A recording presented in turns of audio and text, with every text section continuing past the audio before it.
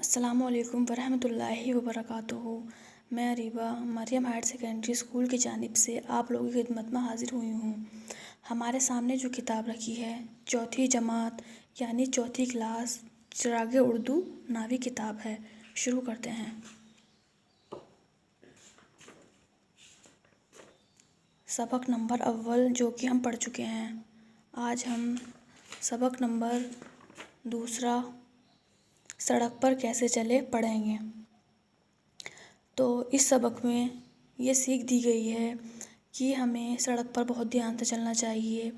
ہری بتی پیدل چلنے والوں کو روکنے کا اشارہ ہے اور لال بتی پر فوراً رک جانا چاہیے۔ شروع کرتے ہیں۔ چوراہا، اشارہ، مصیبت، دھیان، عمل، یہ اس سبق کے وہ الفاظ ہیں جو کہ ہمیں بہت دھیان میں رکھنے چاہیے۔ ہر آدمی کو سڑک پر بڑے دھیان سے چلنا چاہیے، اس سے بڑی پریشانی سے بچا جا سکتا ہے۔ سڑک کے بائیں ہاتھ کی طرف چلنا چاہیے۔ دفتر جاتے وقت اگر کہیں چوراہا دکھائی دے تو اسے لال بتی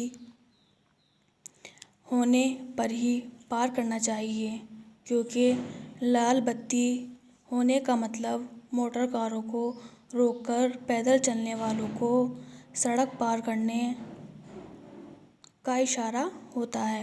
اس طرح ہری بتی کا مطلب موٹر کاروں کو سڑک پار کرنے اور پیدل چلنے والوں کو روکنے کا اشارہ ہوتا ہے۔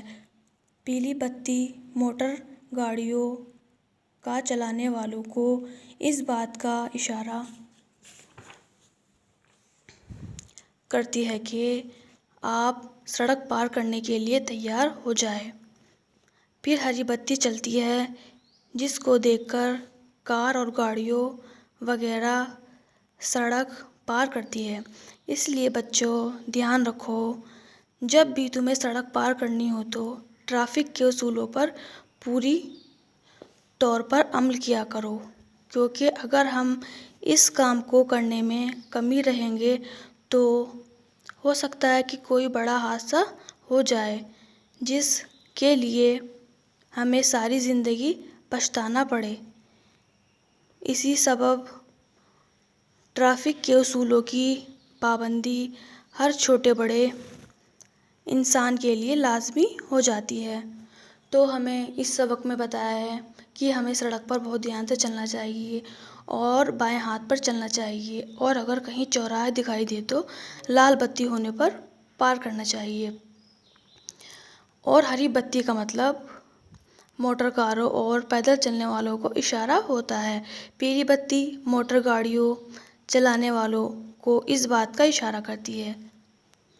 تو ہمیں صرف یہی بتایا ہے اس سبق میں کہ ہمیں بہت ہی زیادہ دھیان سے چلنا چاہیے سڑک پر۔